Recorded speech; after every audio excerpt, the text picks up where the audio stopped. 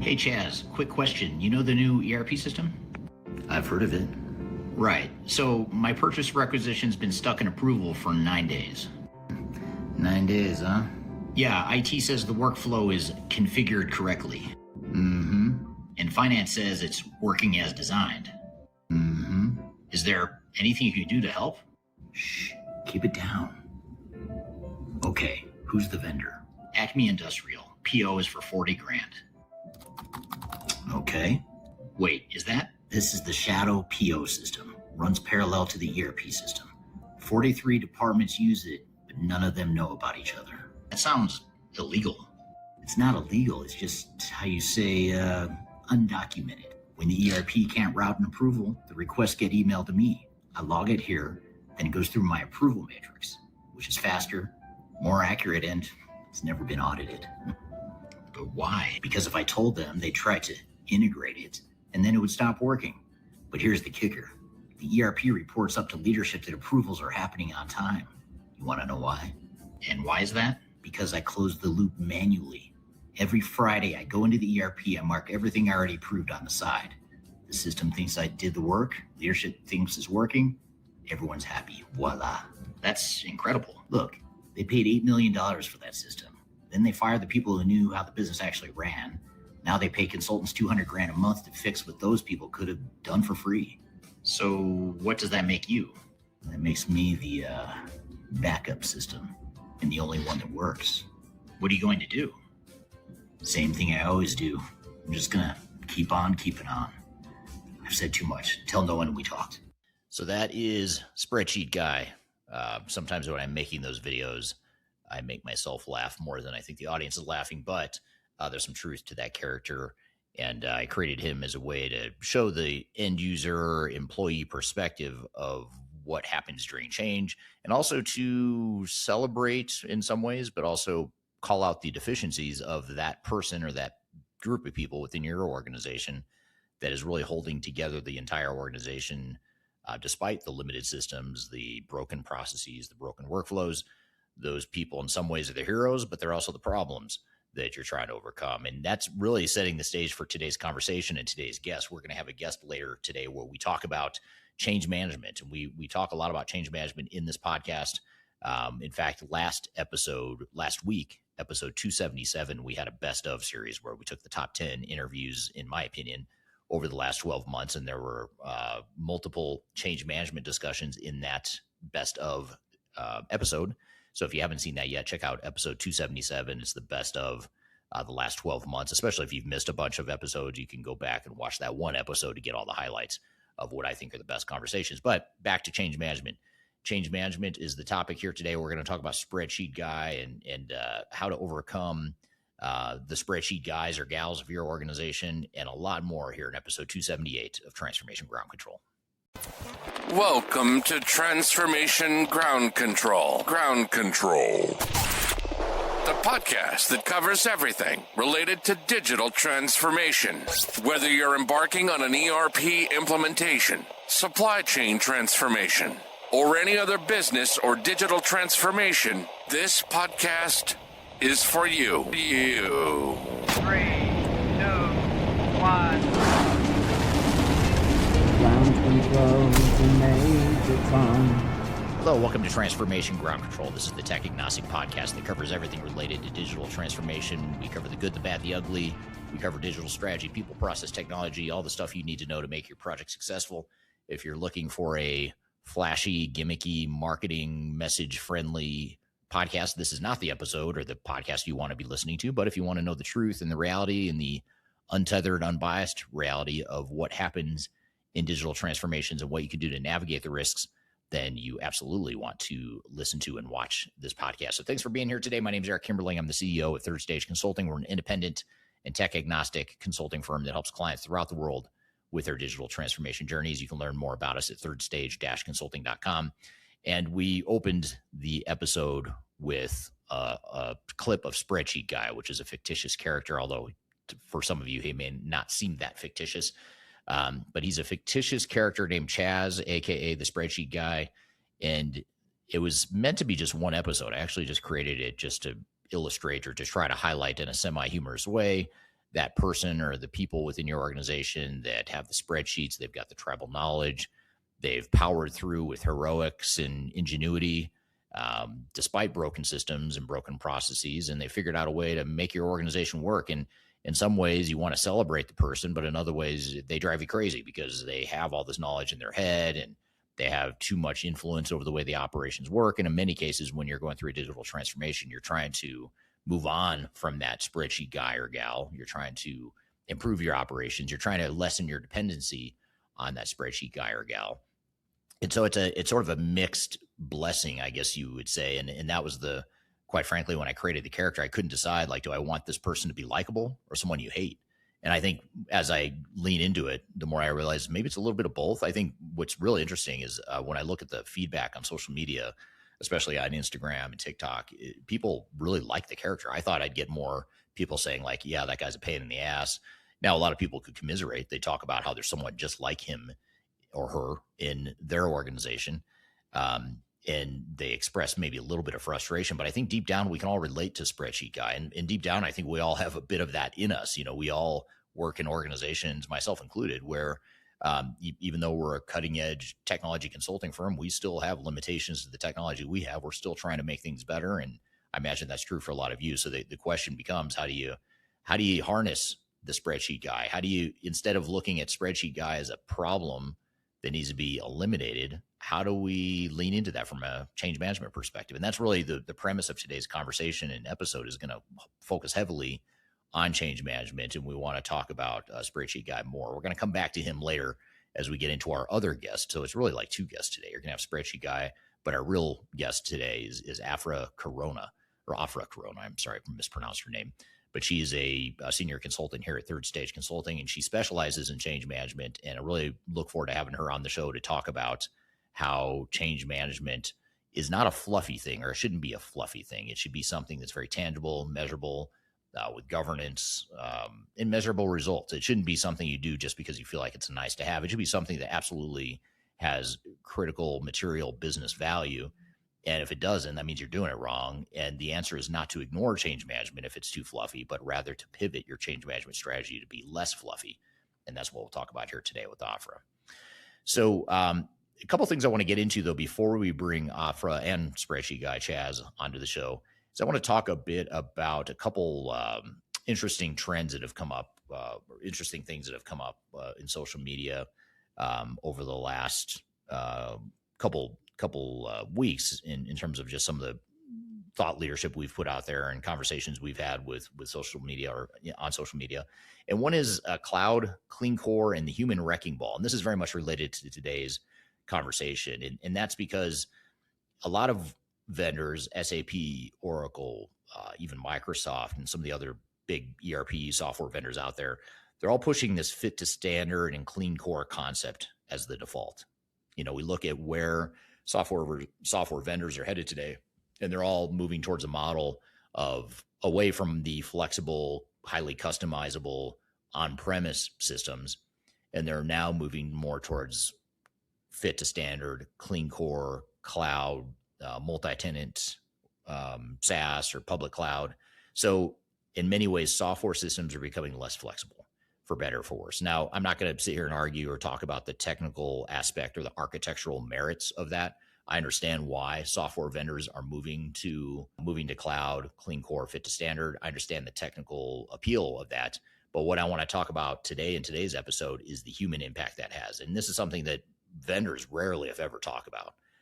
They tout the benefits and they celebrate the value of fit to standard and clean core. But if I look at it purely from a human perspective, I'm calling this out as a complete disaster. This is something that I've seen way too many times, just even in the last 2, 3, 4, 5 years, where companies or outside vendors come in and sell this vision of a clean core standard system. You get rid of all that technical debt, all the customization, all the the old manual processes. You just come in with a new answer, and that is the wrecking ball that impacts humans in a very negative way. And I'm not suggesting that it's a bad thing necessarily to go clean core or to use software off the shelf the way it was designed. I'm just saying it's not, first of all, it's not very realistic. It is in some areas, but it's not realistic to do that across the board. You're going to have parts of your business that can and should be somewhat unique to your operations, and you need to figure out how you're going to navigate that rather than just throwing it out and saying, well, too bad, we'll just deal with the limitations of the software. But that's a conversation for another time. But where I want to go with this is the human side of things, where humans are more disrupted because you're coming in with less flexibility or less willingness to change the software. You are absolutely impacting your people more than you ever have. So you think about your last ERP project 10, 20, 30 years ago, that was probably hard enough as it was when you could customize, when you could accommodate some of the human nuances. But here we're saying, well, actually the technology is going to be a little less flexible. We're going to use it off the shelf, fit to standard, clean core. And that is just going to be more disruptive to people. Now, even if it's the right answer for you long term, it's still going to be disruptive in the short term. And you have to plan for that. You can't assume that you're just going to make things easier because now you've eliminated the technical risk, because now you've just shifted the technical risk over to people. So I'm calling BS on this whole concept that fit to standard and clean core saves time and money, because it doesn't. It saves time and money maybe on the technology side, although I question that and I rarely see that actually materialize. But it's absolutely not true on the people side, and the overall net impact to the organization is just as much cost, just as much time, and arguably more risk than we've ever seen in ERP projects. So I get that technical argument, but the vendors rarely want to talk about the reality. They rarely want to say it out loud. And that is when you take away configurability and especially customization, you turn the software into a wrecking ball for the organization. The change management's bigger than it's ever been, not smaller. And that's what we're going to dig into in today's interview. So love to hear from you. What has your experience been with clean core, fit to standard, cloud systems? What has your adoption and the human impact been so far? And I know the technologists here listening, or you might want to chime in too on the technical merits, but I'm really trying to hone in on the business and the human side of things more than anything. So that's one topic that sort of caught my attention here this week. Another one is how lean workforces are quietly killing projects. So with the economy the way it is, most clients that we talk to are running lean. They're laying people off. There's freezing hires. There was a refusal to backfill. And then they wonder why their transformations stall. And so you can't pull your best people onto a project and expect them to do their day job, especially if you're running hot, if you're redlining, you're out of capacity. You've got less capacity now than you did a year or two ago. And that's a big challenge, especially as we come back to this thread of change management. If we're going to manage change well, and if we're going to be successful in our implementations and our transformations, then we need to have the right resources in place to navigate that and to ensure that we accommodate that. And too many organizations are struggling with the opposite, which is they don't have resources. They've already had to cut back on resources, and they don't have the capacity that they might have had even just a few months or a few years ago. And so today's guest, Afra, when we talk about change management, she has a sharp take on the backfill problem and why it's the secret ingredient of every successful program. I'd love to hear from you, the audience here today too. Are you struggling with lean workforces? How are you handling the resourcing side of things as it relates to your digital transformation efforts, if it's ongoing or if you're planning it? How are you feeling about the whole resourcing side of things? Because I think this is something that's going to create more difficulties in the short term and long term for these digital transformation projects. And that is, not having the adequate resources is going to be a problem, especially when you start thinking about the things that are really going to make the project successful. The things that will really make the project successful are going to be your end user involvement, the employee involvement, the spreadsheet guys of the organization that you need to bring along and to bring into the solution. If those people aren't available because they're so burned out or they're redlining with their day jobs, how are you going to manage this project? And more importantly, how are you going to ensure that your implementation plan is realistic? Because the vendors are doubling down on this whole concept of, hey, clean core or fit to standard is going to make this so much faster and easier and better. You don't need your end users as involved. That is the exact wrong answer. That's exact opposite direction of what you should be doing. But yet it's what most software vendors and the big system integrators are all selling right now. And, on one hand, I get it, I guess, because it sounds good and it's what executives want to hear. They want to hear that I've got an easy button, I've got a lifeline, I've got a way out of the fact that we've got a lean workforce. We don't have the bandwidth. We don't have the capacity. Big SI, big four consulting firm is willing to do it all for us. And of course they are, because they'll make more money if you just defer more of that or delegate more of it to them. So of course it's in their best interest do that, but it's a total conflict of interest that runs counter to what's going to make you successful. And so if you've got a plan that's overly aggressive, first of all, you need to recognize that any proposed plan you get from a software vendor or SI is, I'd say 95, 98, 99% or more likely to be absolutely inflated with unrealistic assumptions, and you're not going to hit those numbers. You're just not going to achieve that perceived reality. And so, especially if you're short-staffed, that's even more true. So if you are short-staffed, that might be the reality of where you're at. You may not be able to change it in the short term, but what you can do is say, well, rather than coming in like a wrecking ball and trying to just change everything overnight, we might have to run at a slower, steadier pace, which again does not serve the self-interest of your vendors or system integrators. They want you to go faster because they make more money sooner, and they make more money overall if you go faster. And if, by the way, if and when the project gets delayed and takes longer than expected, they still make more money. So they can't lose, you can. So you've got to figure out a way to protect your interests. And I just see too many executives right now. It's kind of scary how many executives I see right now that are just buying into this whole big four, big software vendor load of garbage that's being sold in the marketplace right now.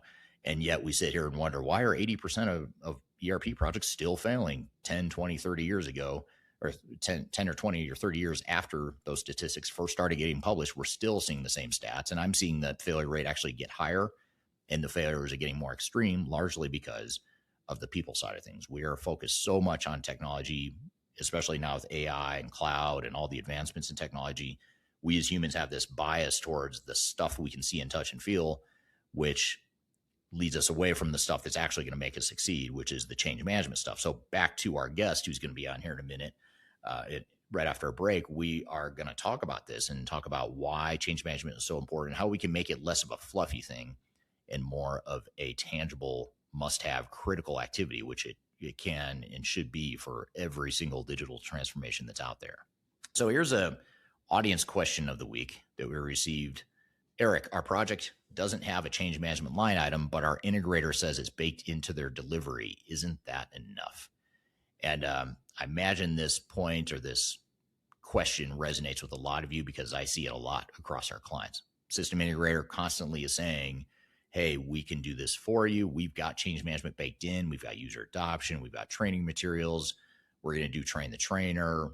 Our software is so easy to use that do we even really need training? I mean, come on, it's such an awesome software. How hard can it be? I'm being a bit facetious and hyperbolic here, but that is the essence of what you hear from software vendors and system integrators so often. And the short answer is no. If your SI says change management is baked into delivery, what they almost always mean is we'll do a communications plan and some end user training right before go live. And yes, that is technically change management, but it's not effective and it's not complete change management. You need a lot more than end user training and communications. There's so much more that needs to happen, especially now with that wrecking ball concept that I talked about earlier in this episode, with the wrecking ball becoming more powerful and more disruptive to organizations with fit to standard, clean core cloud systems. That means that change management is more important than ever, which is good news for those of you that are change management professionals or practitioners. You'll like to hear this. It's music to your ears, hopefully, although it'll make your jobs a bit more difficult, but your skills are going to be in much more demand, and they're going to be much more important to organizations going forward. Communications, end user trading right before go live, that's not change management. That's just PowerPoint slides. It's just emails. It's just lip service in many ways. But real change management is governed. It's embedded in the project plan, which is what the SIs are saying they do, but they don't do change management. They just don't. What they do is they build software. You think about what big SIs, big four consulting firms are good at. They're good at building technology. Some of you may take issue with that and say they're not even good at that, but let's just assume they're good at building technology. They are not good at transforming businesses. They just aren't. The people you hire for your SAP project, your Oracle project, your Microsoft Workday, Salesforce, whatever it is, they are good at building technology. That's their job. That's their area of expertise. Their area of expertise is typically not operational improvement. It's typically not organizational change, bringing humans along for the change, all that stuff. So real change management's governed. It's embedded in the project plan, has its own deliverables at every stage gate, and it's held accountable to operational adoption. not as just a task. So if you can't see it on the schedule, it's not happening. If you don't have people that are really good at change management and can demonstrate that knowledge beyond training, beyond communications, I'm talking more about organizational design. When's the last time you heard someone talk about organizational design? It's probably been a while for a lot of you because it just sounds fluffy. It sounds like something we don't need. But I'll tell you what, with cloud and especially with AI impacting people's jobs more disruptively than it ever has, organizational design is absolutely critical. You also have things like change impact assessment. That is so important. Change readiness. How ready is the organization? How is your culture affecting your ability to change? When's the last time you heard your SI or your software vendor talk about that? It's probably been a while for a lot of you. So love to hear your feedback on that too, by the way, what your thoughts are on all this. But that's my response here to this question or this comment around change management and whether or not your vendor or system integrator can simply just handle it through training and communications, which they'll say they do, but they typically don't. So it's coming up in this episode. I'm going to be talking with Afra, one of our senior change management consultants here at Third Stage. We'll get into why so much of the change management profession is fluffy, how to make it tangible, why a project management mindset changes everything. And we'll also talk about the spreadsheet guy problem. So Chaz, the spreadsheet guy, if you're a fan, if you watch him on Instagram or TikTok or YouTube Shorts, or even if you've seen clips in this podcast in the past, we'll talk about the spreadsheet guy problem, the Chaz problem, why the people you most want to dismiss are usually the ones holding the operation together. And they're the ones you most need and want to be on your side and as a supporter of your project going forward. And before we take a quick break and bring Afra on, though, I want to be sure to let you know about our upcoming Digital Stratosphere Conference. It's coming up in September in Denver, Colorado. It's going to be a great event. I love doing this every year. It's literally my favorite event, not just because we host it, but because the speakers are all hand selected by me and by our team. It's such a good tech agnostic event that I don't really know of anything else that's out there that does exactly this as far as being tech agnostic, providing you the real reality of what you need. It's not like a typical vendor conference where you're just getting a bunch of hype and talk about autonomous enterprises and all this stuff in the future that's amazing. It's going to change the world. This is more the reality of where we are today and what you can do to be successful. And it's also cool because you not only get to learn from other people, but you not only get to learn from speakers and formal workshop keynote sessions, but also just peer networking with peers, others that are going through similar situations as you, other CIOs and leaders will be there as well. So be sure to check it out. I'll include a link in the show notes below, but Digital Stratosphere is happening in Denver, Colorado, September of 2026, September 9th through 11th. You can join in person or you can join virtually if you're international and can't make it here or for whatever reason can't make it to Denver. You can also join remotely as well, so be sure to check that out. So we're going to bring Afra on the show. We're going to talk about change management, why it's not fluffy, why it shouldn't be fluffy, and what you can do to make it more real, more operational. We've got a lot more to cover. We'll be back with more Transformation Ground Control.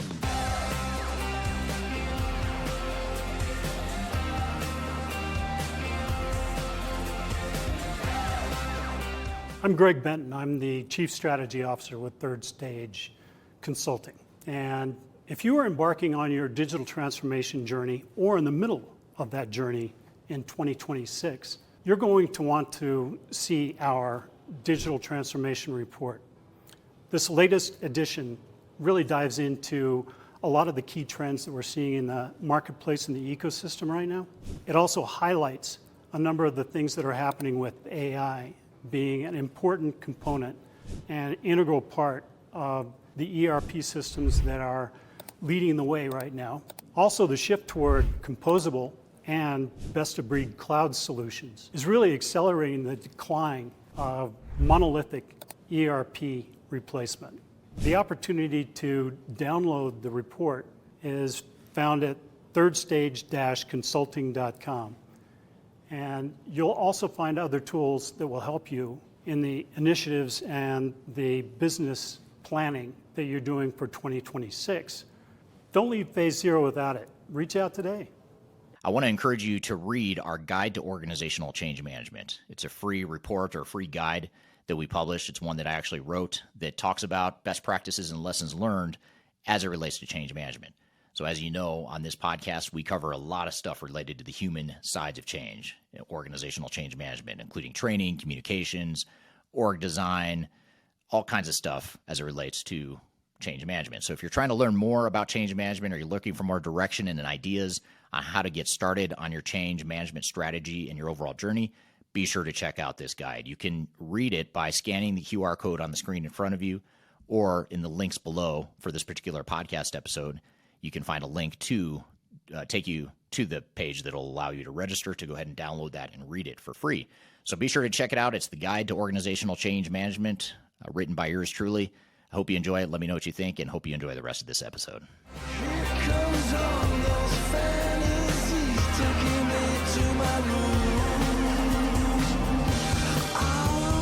Hello, welcome back to Transformation Ground Control, episode 278. My name is Eric Kimberling. You can find new episodes of this show every Wednesday at transformationgroundcontrol.com. This is the podcast that is tech agnostic, covers everything you need to know about digital transformation, including the people, process, technology, and strategy sides of things. Now, before we jump into our guest, I want to share this post from LinkedIn. This is a newsletter I published just a couple weeks ago. And in this article, I talk about how cloud ERP, standardized cloud ERP, is killing your competitive advantage. And I talked earlier, before the break, I talked about how cloud ERP is much like a wrecking ball. It disrupts your business in a way that is just going to be more substantial. And again, it's not to say that those changes won't be good longer term, but in the short term, these changes, these impacts are a lot more disruptive than they've ever been. I've never seen organizations getting as disrupted and as rocked as they are right now. And when I say rocked, I don't mean in a good way, like a rock and roll is cool kind of way. I mean, like you're getting rocked off center.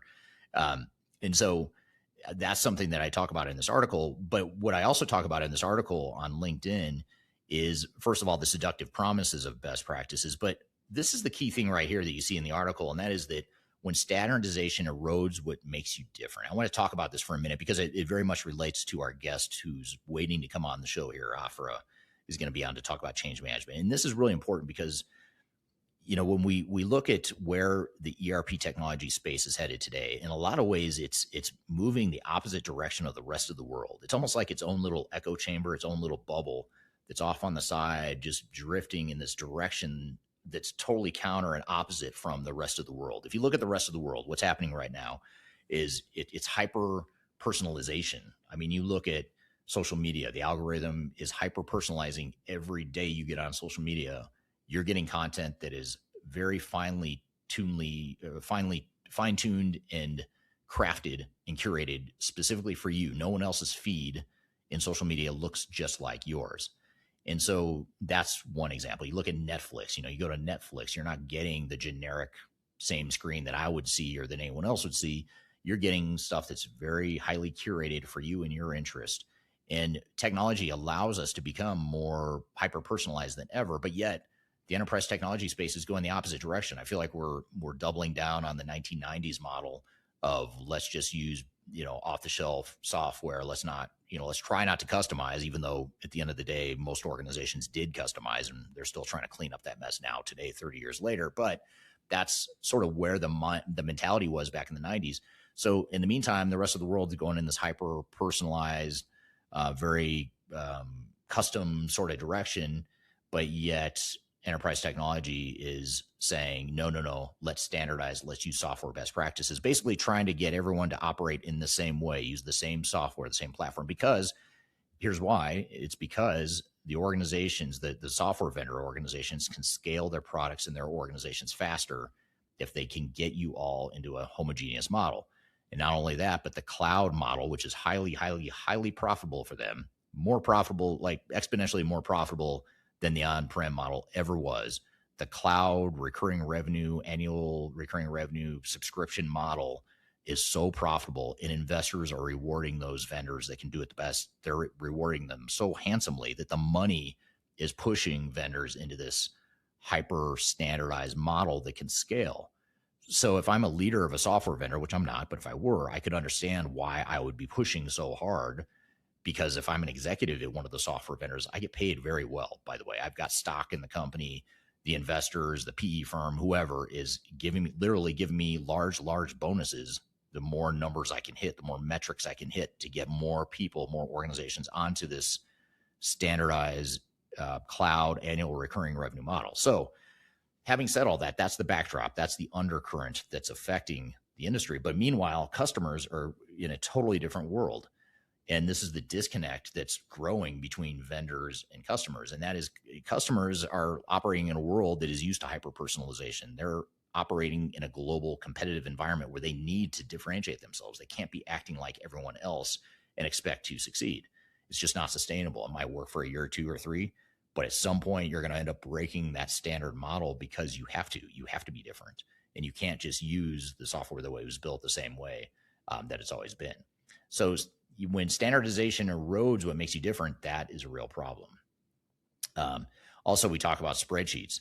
A lot of times people just, feel nauseous or you puke in the back of their mouths at the thought of spreadsheets, but it's the reality of what's held together a lot of these organizations. And we'll come back to Spreadsheet Guy because we're going to talk about him here in a bit. Reframing technical debt for the cloud era. We just really have to think about, this whole concept of technical debt, I think is a brilliant marketing label from the tech industry, but some of that technical debt in the form of customization is your secret sauce. It's your intellectual property. And if you're a executive who is falling for this message around standardization, just standardize everything throughout, all that technical debt, all that customization, I hate to call a spade, but you're being borderline reckless with the way you're leading the organization, because you need to be thinking about, how do I protect my intellectual property? How do I protect my competitive advantage? Now, of course, you probably have some customization in there that's messy, that's not necessary. Maybe it was necessary 20 or 30 years ago, but you don't need it today. There's better ways to do things, in a standard off-the-shelf model. But I can guarantee you that you have some customization in your legacy tech stack that is making you good at what you do. And if you throw that out in the name of standardization and just getting rid of technical debt, you are throwing out your intellectual property. You're throwing out your advantage. You're throwing out your strategic benefits.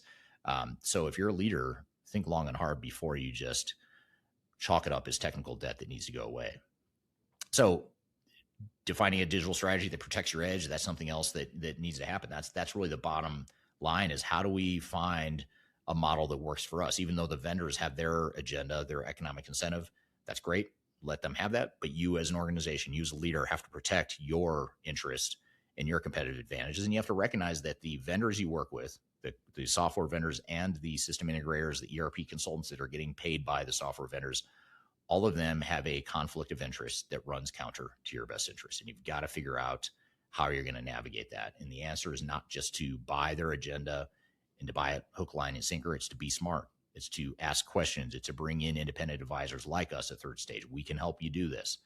We can help you take back control of your project and help you objectively look at what are those conflicts of interest and how do we navigate it. So all good stuff that I highly encourage you to think about. If you don't subscribe to my newsletter on LinkedIn, be sure to check it out. It's called Transformation Ground Control. It's the same name as this podcast.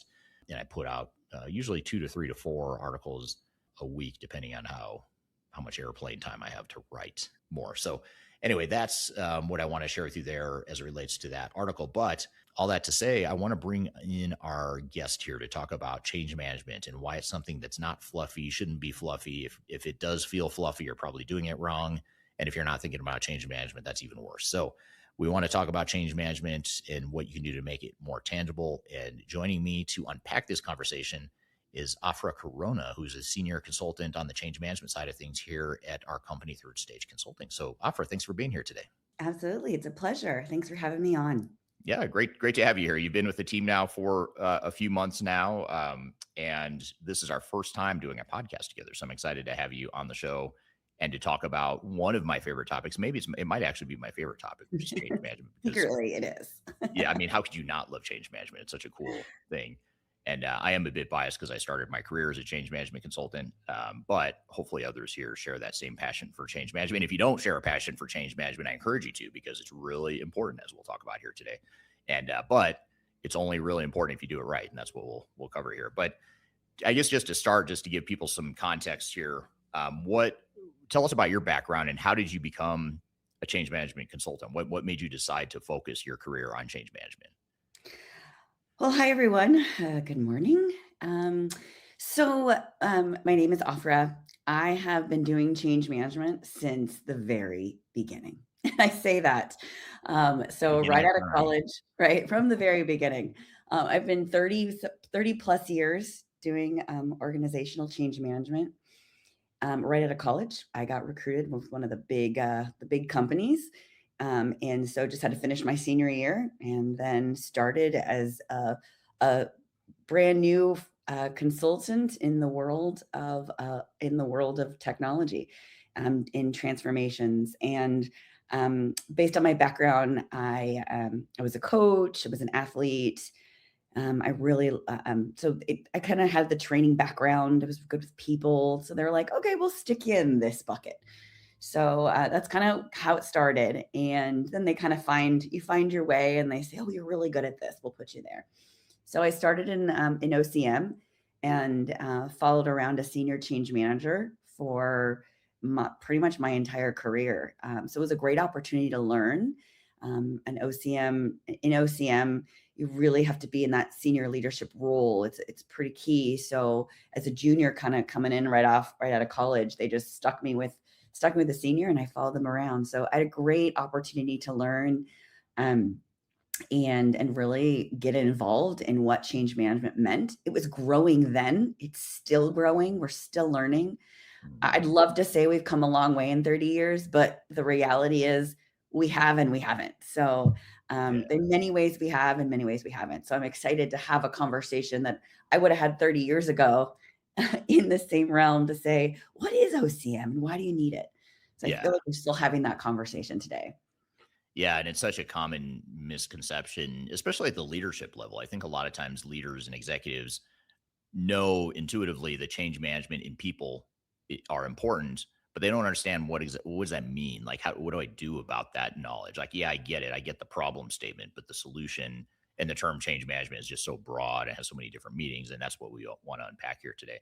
Mhm. Before we get into that, though, I'm just curious, like when you first started, they put you in this bucket of change management. Did you know at the time, like, yeah, this is what I was cut out to do, or this is going to be really important to the success of my clients, or is it just sort of like, I'll just sort of see where this takes me, and then you learn as you go that, oh wow, this stuff's really important. I'm just curious if you had the foresight to know how important change management is or was at the time you started. I think as you know, as I sat back and got really involved in projects, it was a natural fit automatically. It was natural. So, and I think, and today when I recruit people for OCM, I find people and I know I can say, you're going to be great at it. So it's a leadership skill. It's a skill in working with people and connecting. One of the first things they had to do is they kind of said, okay, Offer, I want you to go sit at the lunch table and I want you to go listen to the gossip. I want you to go by the water cooler and listen to what people are saying. And it became this really fun thing for me. And I got to talk to people and pull things out of people. And then I'd come back and say, oh man, we're having problems in this area. And then I'd help develop comms for that. Or we'd go to leadership and say, okay, there's some, we think this group is happy, but they're actually not. They are complaining. And so it really became a natural fit. So when I look for people who fall really well in the OCM category, and even leaders, it's people that have that natural feel for sitting down at the table and listening to their employees and listening to their managers. That's a huge and a key OCM skill. Yeah. Now, in the past, as you and I have gotten to know each other, both personally and professionally, one of the things and the themes that you and I have discussed offline before is the whole topic or the whole thread of discussion here today, which is change management can be very fluffy at times. And again, I know it's a very super technical term. We'll unpack it. We'll explain it. Don't worry. But I'm being a bit facetious there. But what do you mean by that? Like when you hear yourself or others say change management can be fluffy, or let's not just focus on the fluffy parts of change management, help us understand what that means and how that's different from the way things could or should be. Right. So I'll be the first one to tell you that OCM can be fluffy. And there's parts of it that are fluffy. You mentioned that at the beginning. And there definitely is an aspect of it that's fluffy. But what really makes a difference, and I think that's one thing that third stage is really good at, is making sure that it's embedded into the rest of the project. So it's similar to the conversation that I had. So when I started out as a newbie and they stuck me at the lunch table. So that part of it's a little fluffy, right? You're listening to employees, you're hearing people, but it's the action that comes out of it. Mhm. So and I relate this to the technology side, right? We're in a technology project. We need to speak tech. We need to speak IT. So when we say, go sit at the lunch table and talk to people, that's fluffy. But if you say, go talk to the end users and gather requirements based on, right, and validate, if we start to use language like that, it becomes a lot more tangible for the rest of the project and management. So we would change that wording just to say, gather requirements for end users based on the user needs. There you go. That is the same thing as sit at the lunch table and talk to people and find out where they're hurting. Right. But we took it from fluffy to tangible. So that's a really good point. Afra just dropped the cleanest possible reframe of the entire episode so far. And that is sit at the lunch table, gather end user requirements based on user needs. Most leaders or most listeners are going to hear tangible is a pretty vague word, but I want to make sure that I really slow down and operationalize it for you. So she said something that sounds small, and it's the entire thesis of the episode so far, is we took it from fluffy to tangible. That's really the whole premise of what we're trying to get to. And so I want to unpack that a bit because most change management programs die in the gap between those two words. So here's what fluffy change management looks like. And you've probably heard these terms. I wish we were playing bingo or had a little buzzer you could hit to see, hit the buzzer if you've heard these words before on your project. But if you hear these words, this is what fluffy change management looks like. It's things like engage stakeholders. We need to build awareness. We need to drive a culture of change. We need to foster adoption, all important stuff, but they're not deliverables.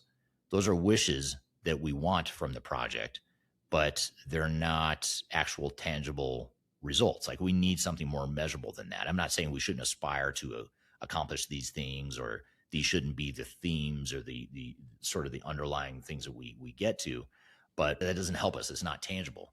And so the rest of the team, the project managers, the integrators, the technical leads, they can't make sense of it. And your end users certainly can't either. Your executives can't either. So that's why change management so often gets sidelined, is because it oftentimes gets buried or it gets lost in this, corporate jargon, change management jargon type stuff that if you're a change management professional, it makes sense, right? Building awareness. I know what that means. I know what engaging stakeholders means. It means a lot to me, but that's because I grew up in a change management world. I grew up as a change management consultant. That's how I started my career. So to me, it makes sense, but the average executive didn't grow up in that world and doesn't understand what that means. They certainly don't understand what it means to them and how it affects their operations. It sounds like consultant speak, and it sounds very fluffy, and it sounds like something that's going to be a waste of money in a lot of ways. So instead, what you need to think about to make this more tangible, and here are just some thoughts that come to mind, is that you would do something like conduct 12 end user requirements interviews in AP and AR by July 15th. And I would take that one step further and say, not only conduct the end user requirements interview, but develop the requirements documentation that's prioritized and validated by the end users. That would be an even more complete version of that. Another example might be deliver baseline change readiness survey scored against 5 dimensions by stage gate number 2. So we know exactly what the survey results are. And I, again, take that one step further and say, and not only results of that change readiness survey, but the recommendations with an action plan of what to do about it. That becomes very tangible. Now, all of a sudden, we're talking about not just change readiness, but we're talking about how we're going to survey or evaluate change readiness. And we're talking, more importantly, about how we're going to do something about it and have a tangible result as a result, or as an outcome from that. Another example, identify and train 18 super users across 6 work streams with backfill secured by 90 days prior to go live. Very tangible, very measurable. And those are the kind of things that will get the attention of your executive team. That will make sense to them. And by the way, you can bake this stuff into the project plan so your project manager understands it as well. Now, keep in mind, when I say project manager, I'm not talking about your software vendor or your system integrator project manager. I'm talking about the overall program manager, which should, by the way, be someone from your internal team, not the software vendor, not the SI. Those are the absolute worst PMOs you could possibly hire, because they manage one work stream and their only job is to manage the technical work stream. They should not be managing the work streams outside of the software. They should not be managing the change management, the process improvement, the architecture, the integration, all that stuff. They say they can, they will, they don't, and they're not good at it, and they shouldn't be doing it. That should be something that's done at a higher level, at a more authoritative level internally within your organization. And that's a whole nother discussion that we've covered on this podcast before, so I won't dive into that in too much detail. But again, you want the project management team to understand what that all means. And so those are a few examples. So if you make it more tangible, you have the same intent, but you have a completely different credibility. And every action item starts with a verb, has a number attached, and lands on the project plan with an owner. It's a task, it's measurable. It's identified as a potential critical path item. So if it gets delayed, you also have to look at how does that affect the rest of the project. That's the other thing about change management. It's not a nice to have. If we get it done, that's great, but it's okay if we don't. It should be on the critical path. If you don't get this stuff done on time, it's very likely that it should be pushing the entire timeline out, which is good news, bad news. The good news, or the bad news, is it means change management is another factor that could delay your project. The good news is if you do it right, it will speed things up. So that's a way to look at it too. And so if your change management plan is reading like a brochure, you're not doing change management. You're just doing PR and stuff that makes you feel better than the end user. So the biggest and best thing you can do this week is take your current change management plan and rewrite every line item. It starts with a verb, ends with an end date, and becomes part of your project plan. So take that away as some homework if you don't mind. And let's get back to what we're talking about here with Afra.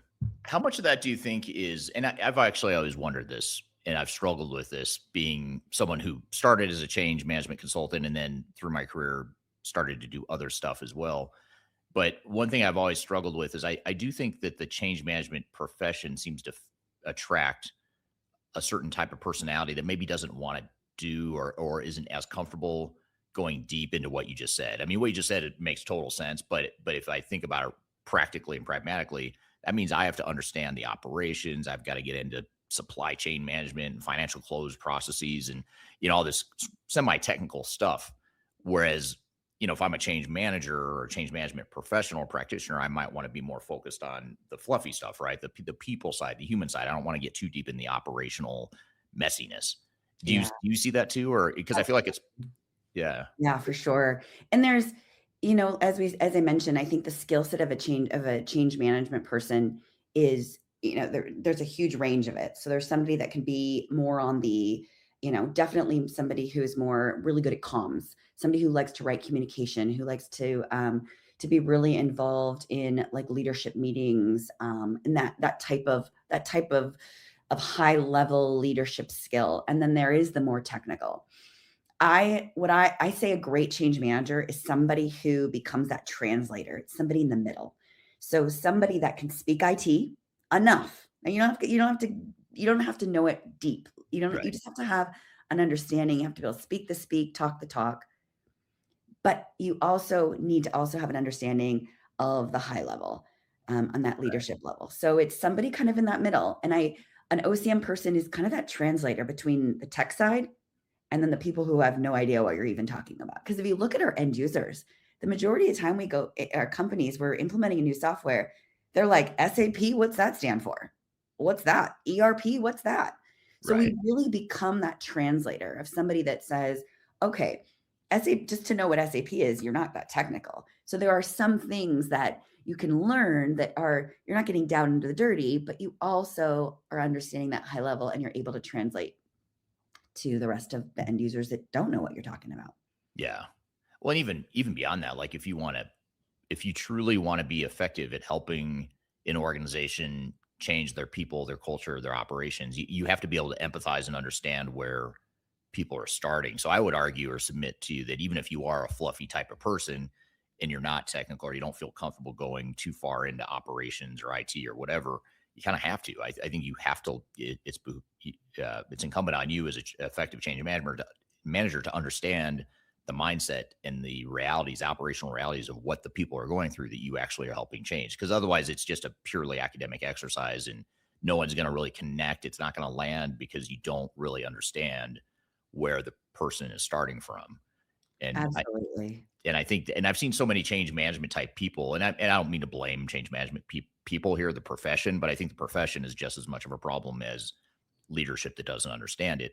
But I've seen a lot of change management consultants that just sort of, it's like, yeah, that's the technical stuff. We're going to leave that to the other consultants because I'm just focused on the change management. But you can't do that. I think you have to get deeper than you might be comfortable. And quite frankly, that's how I got to know a lot about manufacturing and supply chain management, was by being a change management person who was expected to go in and understand the operations, understand how people do that. Is that, when you think about the way change management professionals are brought up in this world or in this field, what do you think the problem there? I know you and I haven't really talked about this before, and I don't have a good answer for it.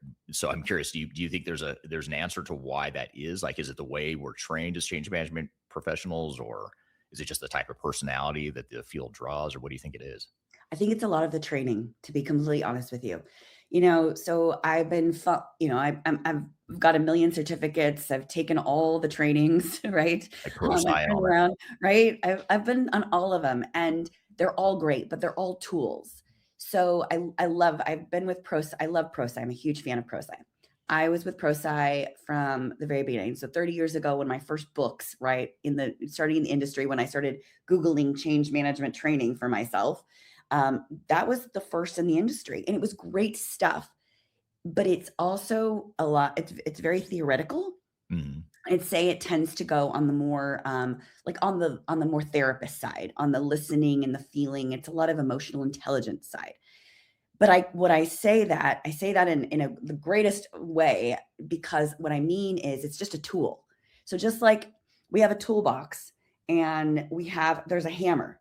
So it's a hammer, but we need a screwdriver, and we need nails, and we need, we might need an Allen wrench. So it's just one of the tools in the toolbox. I think it's super important. And learning all of them helps you become a better overall OCM consultant, right? Because then you pull out the hammer when you need the hammer, but there are times when you don't need a hammer, you need a screwdriver. And so you have to go into your toolbox and go, okay, I never got trained on a screwdriver. Ooh, what do I do? And a lot of times I hear people say, oh, ProSci doesn't work, or this method doesn't work. It's because no one taught you how to use a hammer. Right. You just started, you started going at it, but no one really taught you how to use it. Or maybe you started to hammer the nail in and you hit a water line. And then you're like, oh no, now what do I need? I need another tool. Right. So it's so vast. I think OCM is just huge. And so it's tough. I mean, I'm still learning every day. I said, I've been doing this for 30 years. I specialized in one of the areas at one time. I got really into training development, and I got really good at it. But even now today, I'm on another project right now. We're focusing on just training, and with AI and everything that's going on, it's changed vastly from when I was deep into it. So I think it's hard to be an overall OCM consultant in this world today because the training for it is so precise. And it's, as you said, it can be it's very high level. It's hard to learn all the aspects of change management. Yeah, I totally agree. Want to say hello to Mark on LinkedIn, who's joining from Pittsburgh, Pennsylvania. Thanks for joining today, Mark. Sandra joining from Chicago. Thanks for being here. And then a comment here from LinkedIn from Christopher says, if OCM isn't moving towards distilling a policy, exception, or workflow, there's too much fluff. So I think it's a good point. I mean, if you're not focused in some way on workflows and the way the operations work, not just the human EQ side of things, which is really important too. Don't get me wrong. The fluffy stuff is important.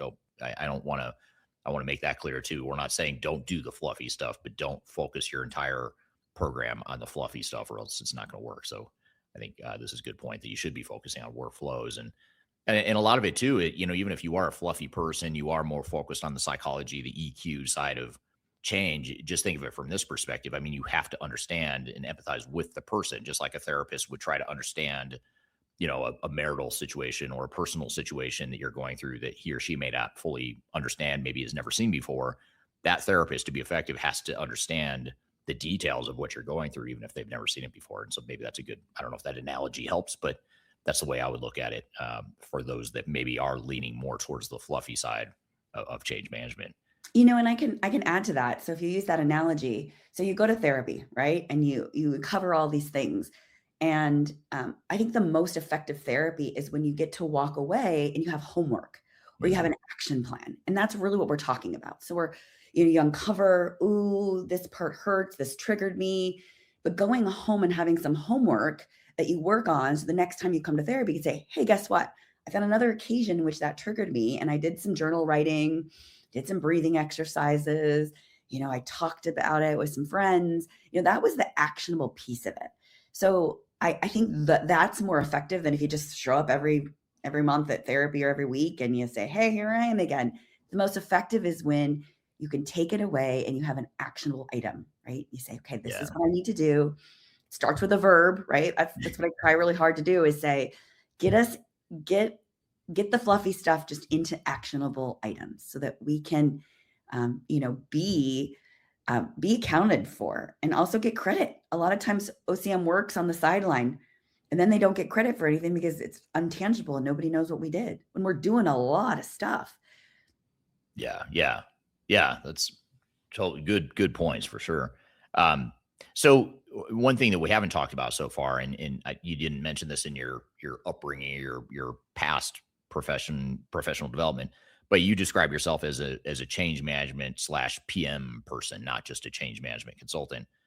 So you're a change management person that thinks like a project manager. How does having a PM or a project management mindset to change management, how does that improve outcomes, or do you think it improves outcomes? Oh, absolutely. I've seen night and day the difference.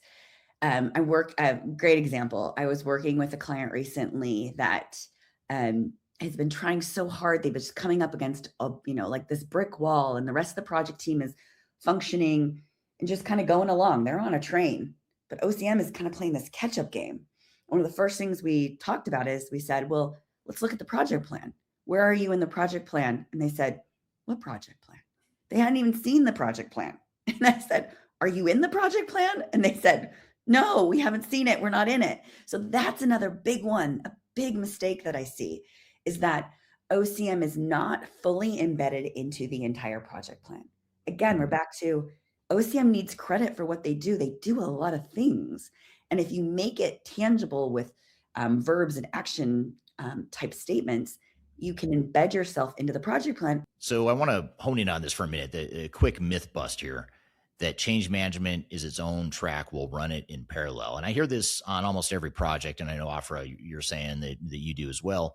The program management office, the PMO, has a work stream for the technical build. They have a work stream for the testing, or they should. They have a work stream for the data. And then way over on the side, there's a separate work stream for change management, usually with a line item that says communications or training or something like that. And a lot of times the PMO doesn't fully understand what the hell it means. They just have it in there because they know they need it. And it's more of a placeholder in a lot of ways. And that's how change management ends up dying on a project. So what Afra said really nails it. I mean, she walked into a client recently and asked the OCM team, where are you in the project plan? And, their answer was, what project plan? They had never seen it. So they weren't in it. The rest of the project was on a train, and they were running alongside it on foot, just trying to keep up. And that is the exact opposite of how you should be doing change management. I've seen that too with so many projects where the vendor team, the SI team, almost looks dismissively over at the change management team and says, "Oh, that's cute. We'll see if they can keep up, and if they can't, it's okay. The ship is sailing, the train is rolling. We're gonna hit our go live no matter what, come hell or high water. As long as we feel like the technology is ready, we're gonna go live. And if Afra and the change management team can keep up and do some stuff, that's great, but it's not gonna stop us or slow us down." And that is not the way you should be thinking about change management. And again, that gets back to something I talked about earlier in this episode, which is the conflict of interest between software vendors, their consultants and system integrators, and their customers, the end customers. End customers need true business value and a real business transformation. Technologists are implementing technology, and they don't really care at the end of the day about change management. If change management doesn't get done, do you really think your software vendor or SI is going to say, whoa, time out, guys, we better slow things down because Afra and the change management team aren't getting the results we need yet? I can't imagine a scenario where a vendor or system integrator would do that unless they're really good and really objective and are totally ignoring their leadership, the leadership's advice or mantra of maximizing their own profit, because that runs counter to their best interest to slow things down and make sure change management catches up or is going at the right pace. So here's the rule I'd share with you is if it's not in the project plan with deliverables at every stage gate, then it isn't happening. Not because the change management team isn't working or because, they don't care. They're working their tails off. It's not happening because no one on the steering committee can see it. No one can hold it accountable or give it credit. And if it's not in the project plan, it's not going to get elevated to the level of risk mitigation that it needs to. So if you're an executive sponsor, you want to open your current project plan right now, search for change, search for adoption, search for readiness.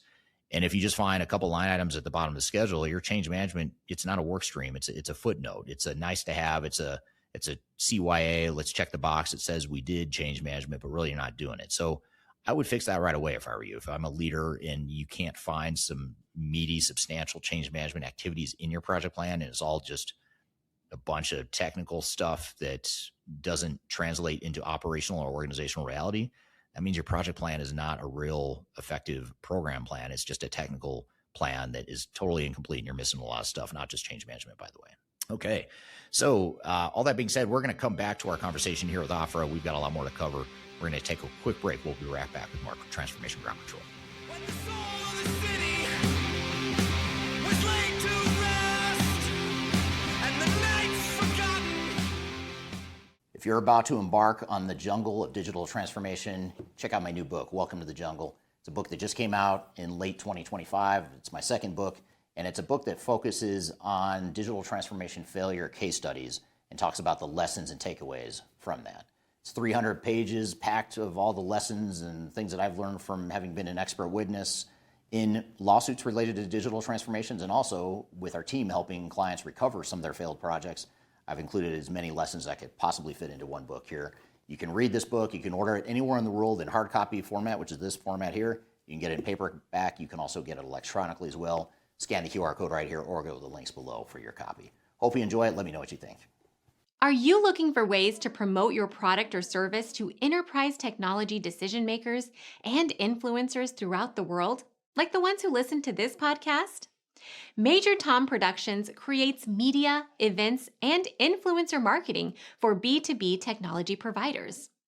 Our productions are exciting, educational, disruptive, and effective. Most importantly, they create results. Our content is unlike any other in this industry, engaging, influential, and trusted by technology buyers and influencers throughout the world.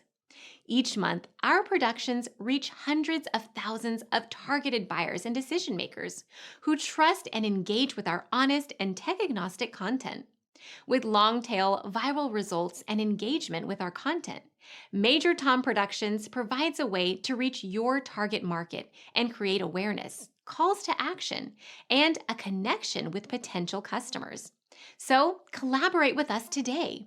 Learn how we can feature your product or service on podcasts such as Transformation Ground Control, Journey to S/4HANA, and Journey to Dynamics 365. We can also feature your brand on our YouTube channel called Digital Transformation with Eric Kimberling, which boasts over 100,000 subscribers and over 2 million video views per year. You can also participate in our in-person events, including our Digital Stratosphere Conference. Contact us today to learn more. We can tailor a marketing campaign that works for you. We look forward to helping more people learn more about and become engaged with your brand.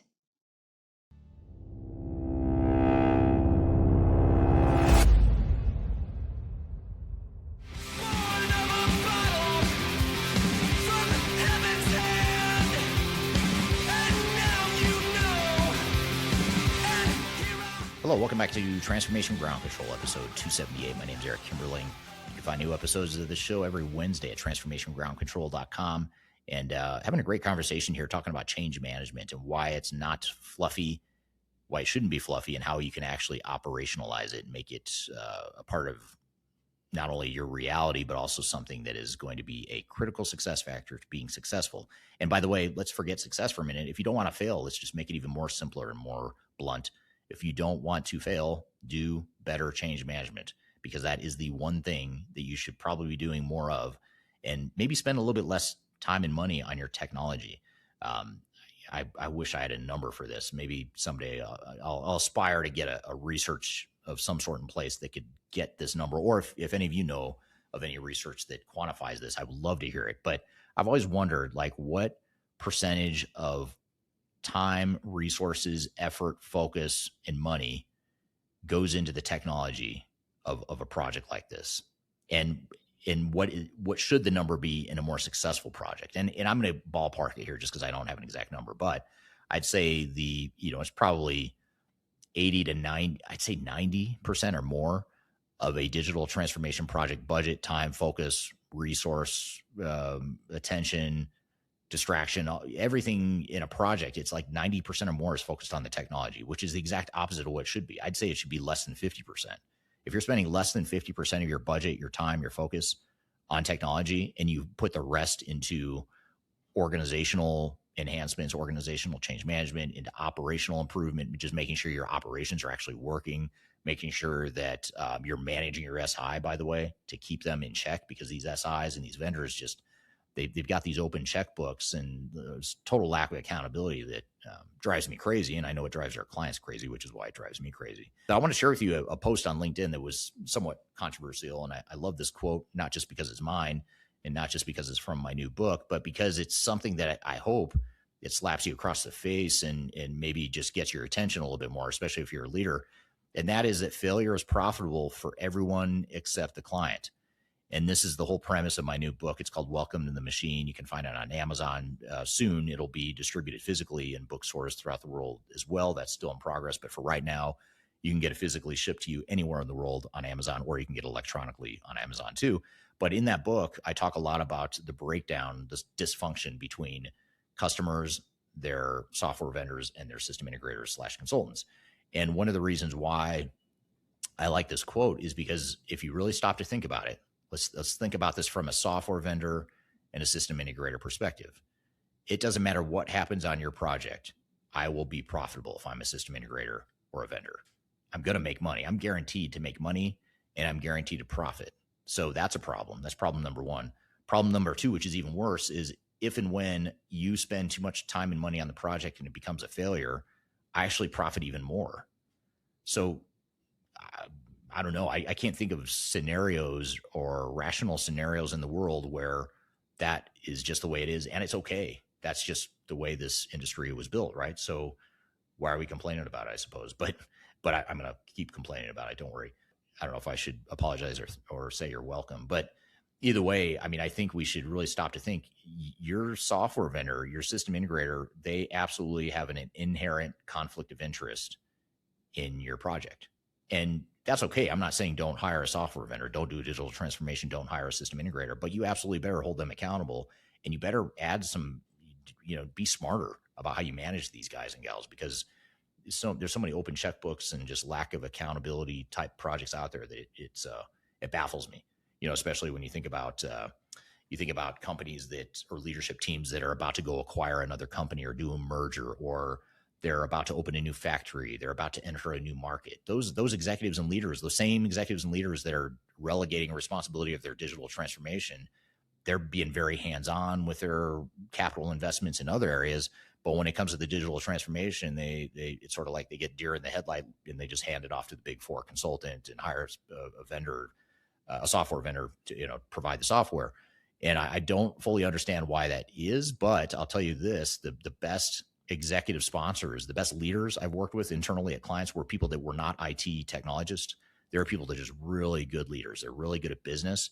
And the reason they're so good is not only because they understand the business, but because they can call BS on what the technologists are doing on the project, the software vendors, the system integrators, especially if you're working with one of the big SIs like the big four or one of the other big SIs. Those are the ones that are most guilty, generally speaking, of just ratcheting up the cost and the risk profiles of these projects. But it's up to you, the leader, to make sure you avoid that. So that's brings us back full circle, or brings us back to the conversation with Afra around change management and whether or not it's fluffy, because that's something that we need to keep in mind, is that conflict of interest is part of what's preventing change management from being more recognized as such a critical success factor, and something that's keeping executive attention away from the importance of change management. And then you're also getting credit, and you're held accountable. So one of the neat things that I was part of a huge manufacturing company. I did this for about 5 years, the huge OCM team, and it was one of the most effective OCM programs I've ever been on. It was fully embedded into the project plan. Each toll gate, at the toll gate, OCM had deliverables, and we also were held accountable for them. And they were also tangible enough that we could achieve them. So that's also hard sometimes, right? If you say, it could be a really high level, for example, let me give you an example. Communications. Communications is an easy OCM one.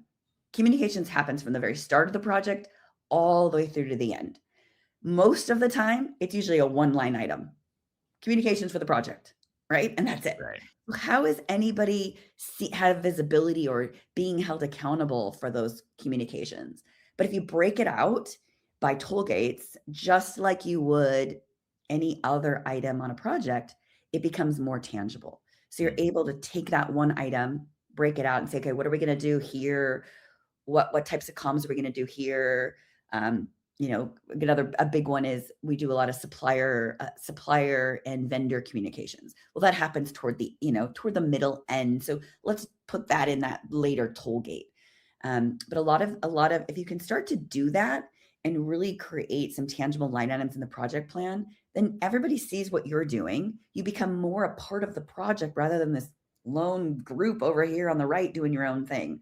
So that is my number one recommendation for any project, is make sure as an OCM team that you are embedded into that project plan. Yeah, that's a great point. And I have a similar client that I've worked with, that we as a company have worked with over the last few years. It's a repeat client. They're part of they're a huge steel company, and they're going through a big, massive digital transformation that's pretty much ongoing.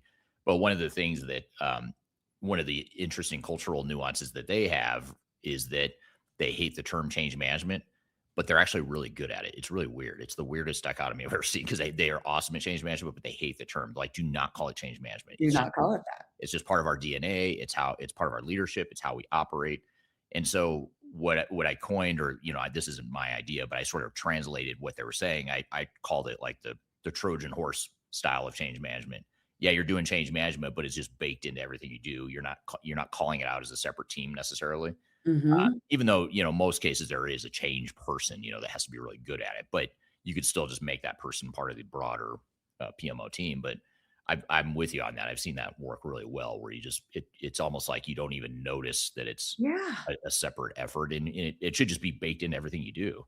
Yeah. And you know what? That's one of the great things about third stage, is that it's baked into the way that we do consulting. That's one of the greatest things that I've seen. That's why I wanted to be part of this team.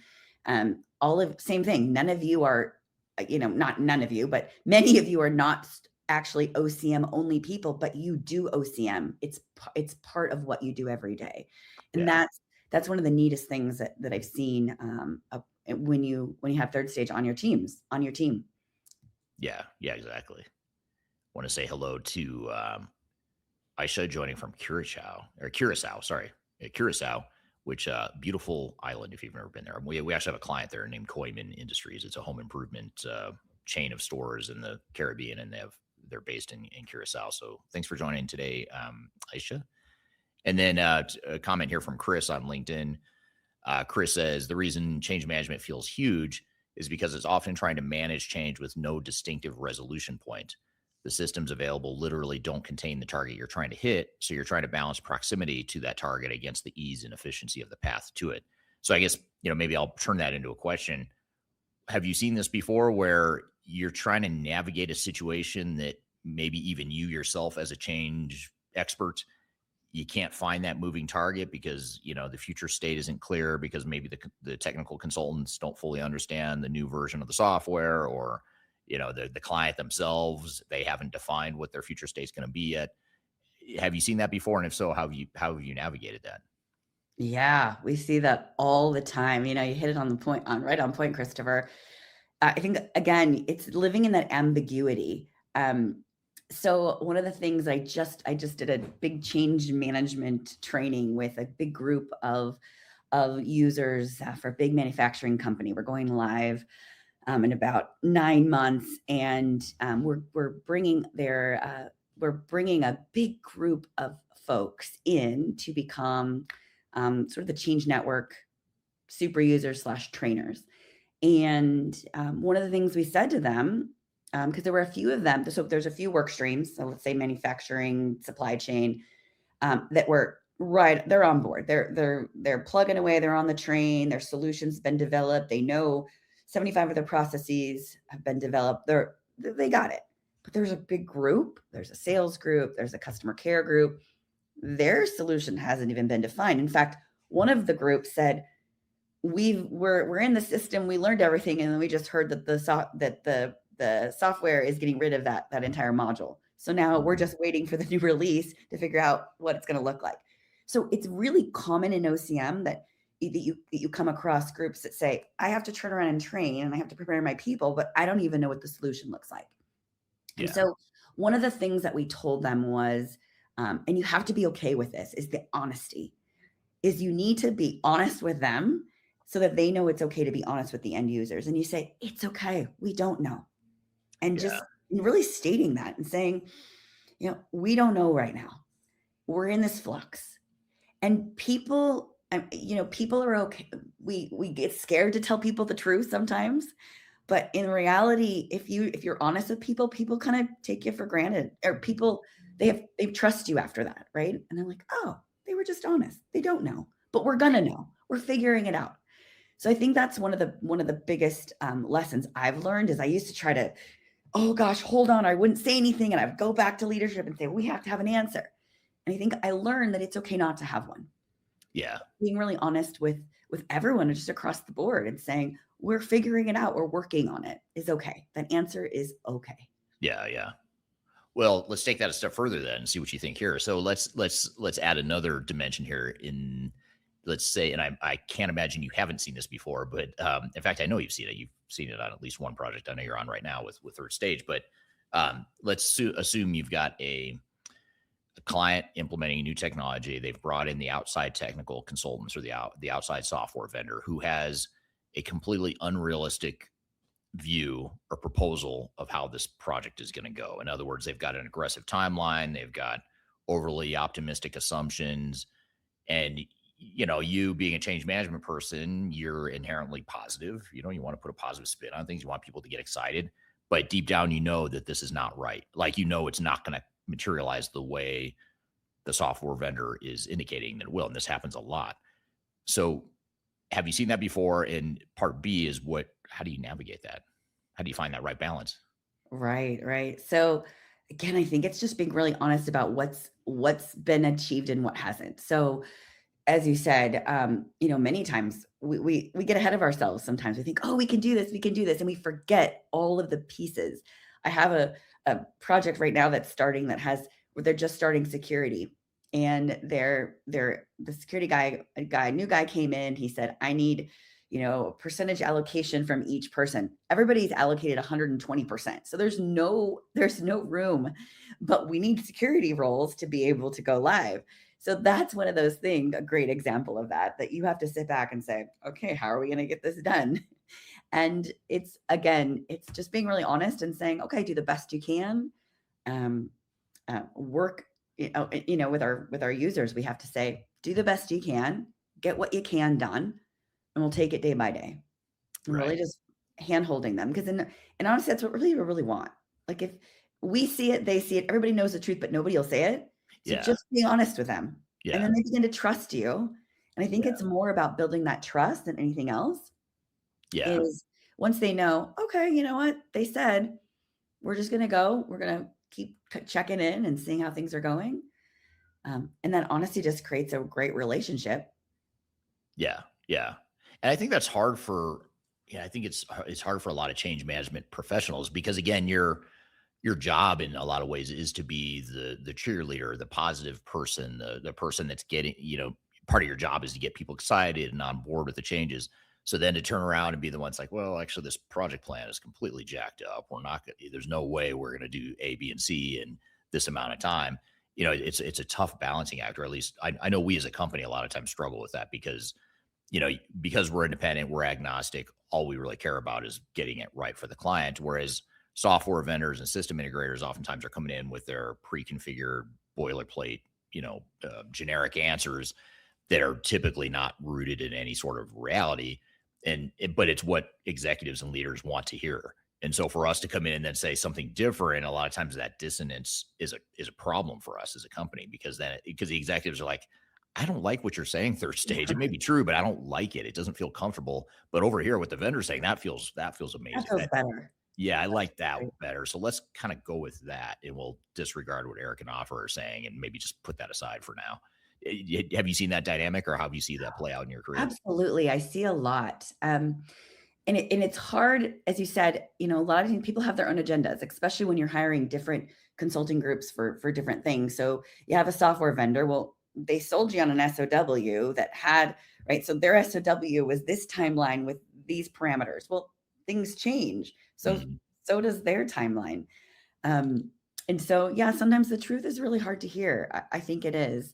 I had another client that, they're doing training. So they were using us to plan out their training. And training is dependent on so many inputs. So if the design is not complete, you can't start building training. Right. And I think that reality was really hard to hear, because all of a sudden you say, well, we're ready to go. I've got my team together. I'm ready. But what do you build if the solution is not complete? And so I think that's another hard one, is really understanding. And again, why being embedded in the project management, the overall, project plan is so important, because then you can see all those dependencies and all those inputs, and then everybody else is aware. You could say, I'd love to start training, but guess what? We're dependent on these areas. So we'd love to get started, and we're just sitting here and we'll just wait. Yeah. Yeah.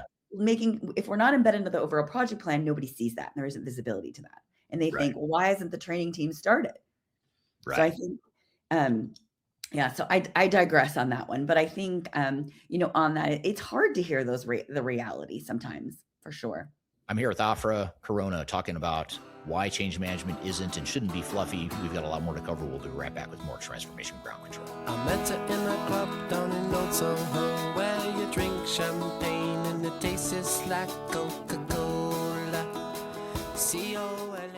If you only attend one event this year, make it Digital Stratosphere 2026. It's our annual flagship conference. It's going to be September 9th through 11th in Denver, Colorado, the same location as we held it last year.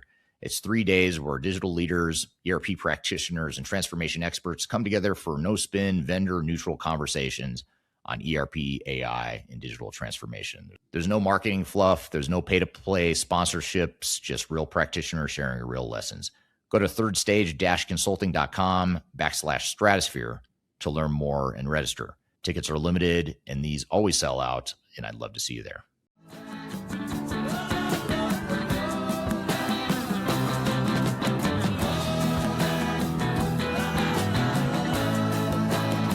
Hello, welcome back to Transformation Ground Control, episode number 278. My name is Eric Kimberling, and we're here with Afra Corona talking about change management and why it's not fluffy, why it shouldn't be fluffy, and how you can make it more tangible and operationally realistic for your organization and your team. You bring up a really good point, because I think having that project management understanding that you're talking about is really important for that reason. I think it's becoming even more important, because I would argue or submit to you and to the audience that digital transformations are becoming a lot more difficult than they ever have been. And I would also say that change management is becoming even more important than it's ever been, for one main reason. And that is that, well, first of all, it's always been true, but second of all, it's becoming more true today because of this whole movement to cloud, clean core, fit to standard mentalities and approaches where, in the past, you could always customize the software for better or for worse. You could conform the software to the business. You could, address all those nuances and things that might make you unique in a good way. Now, on the flip side, it also encouraged people to resist change and just change the software to fit the business because they didn't want to change. Now, there is some of that, but there was also some merit to some of the customization that had happened in the past. But I think it's easy for us as professionals especially if you're a software vendor, to say that's old school, that's technical debt. You should be using best practices in our software. And so now I feel like ERP and enterprise technology in general is becoming more of a wrecking ball organizationally and from a cultural and change management perspective, because now it's coming in with a predefined answer that isn't very flexible. It's not nearly as flexible as you had with the on-premise, for better or for worse. And so now I think, even if I can come in and implement, let's say in 18 months, I could deploy this clean core fit to standard system and I can get it done for you. And I probably could. I think that's very realistic to say I could probably do that in 18 months for a mid-sized organization. However, getting people to change and actually use the software and have it work for your operations, that will not likely get done in 18 months. So how are you navigating, or how are you seeing organizations navigate this disconnect between, this cloud SaaS clean core fit to standard sort of mentality that we have in the industry now against the need to address some of those human concerns and some of the operational impacts that might have? So, Eric, it's more important, as you said, now more than ever, to involve organizational change management, because we're changing the organization, right? We're actually changing the way Bill sits at his desk on a Monday morning and what he does after he logs in, right? We're Right. Everything's changing for these guys. And one of the things that a really good change management team does is involves everybody from the bottom all the way up. So a lot of times when we come into an organization, we start to build the project governance and we start to create these teams. And usually they pick the managers. But does the manager know what Bill does when he sits down at his desk every day? And so that's one of the key, I think, the differentiators of a good change management program is involving somebody at every single level. So it's getting the guy that actually is entering POs every day. It's getting the person that used to create requisitions in an Excel spreadsheet and then hands them to Sally, and then Sally would hand it to Joe, et cetera. But it's really understanding how each of those people do their day job, their day-to-day life, their button pushing. And it's, I think in the past, what they've tended to do is just grab a manager or supervisor, say, oh yeah, let's put them on the project team. They never go any deeper. So it's so important today to involve people at every level into the project team, and at least have them hearing about what's changing and starting to understand. Maybe they might not understand it completely until end user training, when they actually have to sit down, but it's starting to get them to understand maybe big picture. Okay, what's changing? What am I going to have to do tomorrow? What's going to be different for me? Because as you said, we can't wait. We can't wait until we go live, because if we wait till we go live, our adoption metrics are going to be super low, meaning we are going to have people that are still going to use their Excel spreadsheet at the end of the day. They're going to be pulling up their other, they're going to be like, oh, this is too hard, I'm not doing this. And they're going to pull up their shortcut again. And then at the end of the day, we're right back to where we were. So it's really important, again, just involving all those folks and getting the managers and supervisors to also realize how important it is to involve them.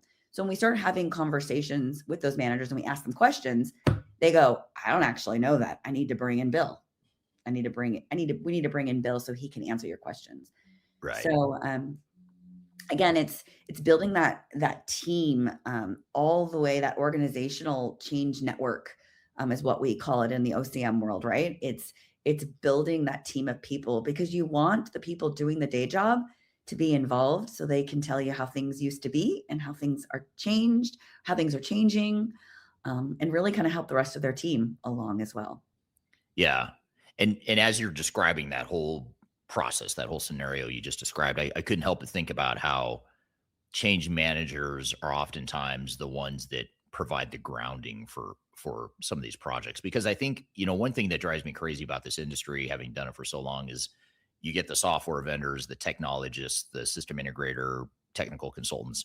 They come in and it's almost like I don't know if arrogance is too strong a word. It may be it's appropriate in many cases, but I don't want to generalize too much. But there's a certain amount of dismissiveness that goes along with, well, that's just the way you did it before. That's old school. We don't care about that because you're using spreadsheets and workarounds and you've got these crappy processes and tools. All we care about is this new shiny thing that we're implementing. That's what we need to focus on. And if I back up and look at it from my perspective as an end user / employee, I absolutely care about the way things are today. I'm not saying it's good or bad, but that is my reality. So for you to come in and say that's wrong, it's bad, it's technical debt, it just needs to get thrown out with the bathwater, all that stuff. I think that's an immediate change management, change resistance problem that organizations and the consultants they hire unintentionally create from day one. Is you immediately set the wrong tone by coming in and saying, we're going to get rid of your old processes. We're going to conform to the software. We don't care how you did it before because it's changing now. We're going to go with best practice. By the way, what you did before was not best practices. This is best practice. So right now you've put me on the defensive and say, well, hold on. I had first of all, I take pride in what I built over here, even if it's outdated or whatever. So for you to say it's dismissive is, so how do you see that? Do you see that too? Or how do you see change resistance manifesting itself in that context? This is the fluffy side. So we're going to get into the fluffy side here a little bit because this is OCM at its core it's that emotional intelligence. Every single one of us goes through I kind of call it this emotional roller coaster, right? Any type of change, no matter what it is. I'll give a real life example. I was getting ready to move. I just moved this last weekend. I have a 15-year-old daughter.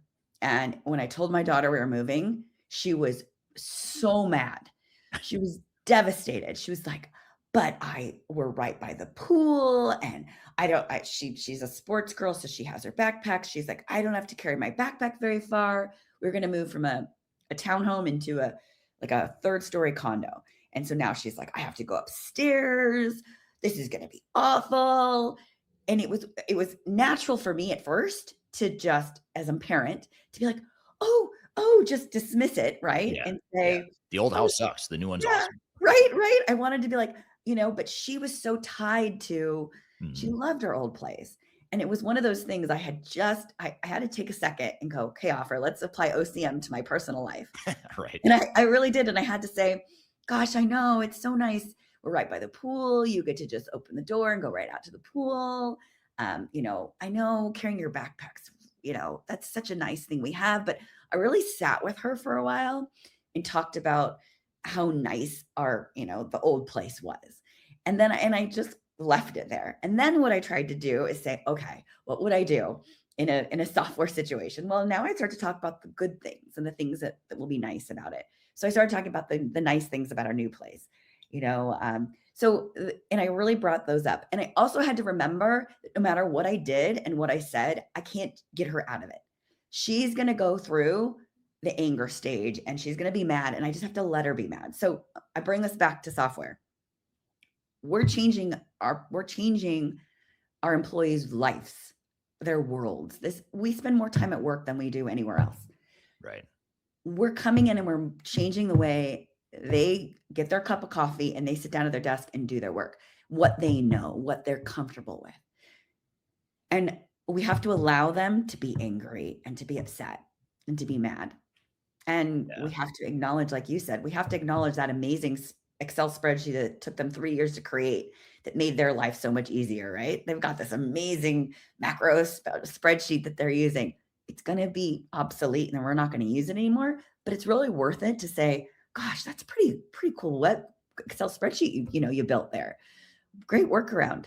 So yeah. I think that's really important for consultants to remember to do that. And you're right, a lot of them don't, because they're so focused on, we don't want to acknowledge that. We just want to show them the big shiny new object and focus on that instead. But really taking that personal time to sit with them and kind of mourn the old, mourn what they're losing. Yeah. It's interesting you say that because, first of all, I totally agree with everything you just said. I mean, you have to accept it, acknowledge it, almost recognize it, because I think that's again, we're both getting fluffy here, right? When we're saying it's not fluffy, we're saying, well, it kind of is fluffy in some ways. Yeah. But you do have to, it's back to the EQ, the emotional intelligence thing you were talking about before. I mean, I have to understand where you're coming from, and I have to appreciate, like, instead of looking at a spreadsheet in a really what we would call a manual broken process as a consultant, We have to look at that and say, well, to the end user, that's not a broken process. They actually piece that together, and maybe you should acknowledge, like, wow, you made that work even though the system wouldn't support it. You created a solution, and let's start there and say that is awesome. Let's figure out how we can replicate that in the new environment. That's different than that's technical debt, and that term drives me absolutely insane when people say, oh, that's just technical debt, or that's not best practice. I mean, if you say that at any point in the journey, you're losing your end users right there. And I created because I was having trouble conveying this point in some of the videos and thought leadership stuff that we do on TikTok and Instagram and YouTube Shorts. I created a character called Spreadsheet Guy, and I wanted to create this guy. His name's Chaz, and he's the guy that is what you just described. He created all these spreadsheets and these workarounds, and I wanted to do it from the perspective of not him being a bad guy, but showing why he resists the change. And, he built all this cool stuff, and it holds it in a lot of ways. It's the glue that's holding together the operations. And for us to sit there and say, well, this guy, the spreadsheet guy sucks. Yeah. He's part of the problem. Well, no, he actually is part of the solution. So let's make him part of the solution again, going forward, instead of saying we need to get rid of spreadsheet guy's old processes. And so let me make the spreadsheet guy point as clean as I can, because it's one of the biggest unforced errors I see in digital transformation. And that is that spreadsheet guy, or Chaz, whatever you want to call him, he's not the problem. He's the symptom, and he's the solution for a deeper problem. So who is Chaz? Who is he really? Well, Chaz is the person who 10 or 20 years ago found a gap in your operations. The system couldn't do something the business actually needed, so he opened Excel. He built a macro. He stitched together a workaround. He documented it in his head. And then quietly, that workaround became part of how your company runs. Not because he was rogue, not because he's a bad person, not because he's not a team player, not because he doesn't care. Usually it's the opposite. Usually he is all those things. He does care. He wants to help. He's got heroics. He's got tribal knowledge. He oftentimes knows what's best for the company, but oftentimes he was the only one paying attention. And by the way, he was the one under pressure to deliver or to find a way to make a process work when it was limited by technology. So he created a way around that and a way to accommodate what the business was trying to accomplish, but never could, with the sanctioned, corporate IT initiatives that were rolled out, 10, 20, 30 years ago. So now when the transformation arrives, the vendors, the consultants walk in with a different message, which is all that is technical debt. Let's throw it out. We're going to go clean core. We're going to go fit to standard. We'll go best practice. We need to modernize. And then when you start with that, which most consultants and software vendors do, then all of a sudden Chaz becomes the enemy of the project. He's the problem, but he's not. He's a symptom of a deeper problem. And by the way, even if he was the problem, or even if he was the enemy of the project, the answer is not to just ostracize him and say that he's a problem. We need to throw out everything he did for the last 10 to 20 years. So the other thing that happens is the tribal knowledge in his head, which is a lot of your operational reality, walks out the door. So if we force him to quit, or we force him to retire, or if we just ignore his input in the digital transformation, that stuff is still in his head and no one on the team still has it. And so either way, you set the wrong tone with every other end user, which is the third point here, which is they're all watching how you treat Chaz. And in many cases, Chaz, even if he drives his coworkers crazy at times, people recognize that Chaz is important to the organization. And so if you set him aside and if you're dismissive towards him, then that's a problem. And I see, man, I've seen so many, I'll call it arrogant, because I think consultants in general, myself included at times, I think consultants at times can be a bit arrogant and a bit out of touch with the operational reality of what end clients are going through, because they're not in their shoes, right? I mean, we can all try as hard as we want, but at the end of the day, Chaz is the only person that really understands what it's like to walk in his shoes. And so, other employees see that too. And if they see that I come in as a consultant, I just say, Chaz is a problem, let's get him out of the way. Now all of a sudden, not only is Chaz resisting the transformation, but every other end user, every other employee is as well.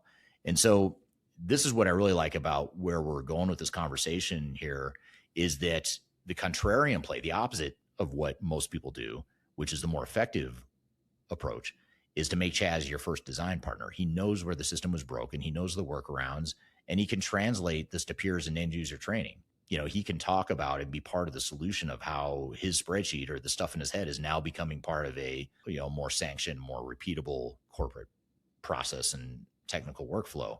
And so that moment when Chaz becomes a supporter, that's when adoption is really going to happen. It's not going to be because the software vendor had better technology or the system integrator, had better technical consultants, is because Chaz, it's Chaz that is going to make or break this project. And so we've got to figure out a way to get him or her on board. The dismissive, that's just technical debt line is the fastest way to kill change before it starts. So just don't say it. If your vendor, if and when your vendor and your system integrator say it, just focus on empathy first and then redesign second. Let's take the fluff and let's turn it into something tangible. Okay, so Yes. we've just been going fluff here for a minute. Yeah. So how would we properly PM or manage this topic? So once we've identified, all right, so we've got Chaz. Chaz is the guy, that's his name? Chaz. Yes. Chaz is this guy. He created all these workarounds. Gosh, he did some amazing stuff to make his business run better. So let's take Chaz. And one of the things that we would do from a change perspective, it would say, all right, we would have our project plan would include the people that we focus on, which groups we focus on. Let's say Chaz is part of finance. We would say, we need to focus our efforts on finance. Let's say he's accounts payable. We need to focus on finance accounts payable. That's one of our key areas. So we'd look at all the different work streams and all the different process areas. And we would say, where do we need to spend more of our time? And I think one of the key things that people forget to do is spend more time on where things are broken. Mm-hmm. So, and maybe broken, but needs some more extra love. And that's kind of where I say is, so spend more time with Chaz.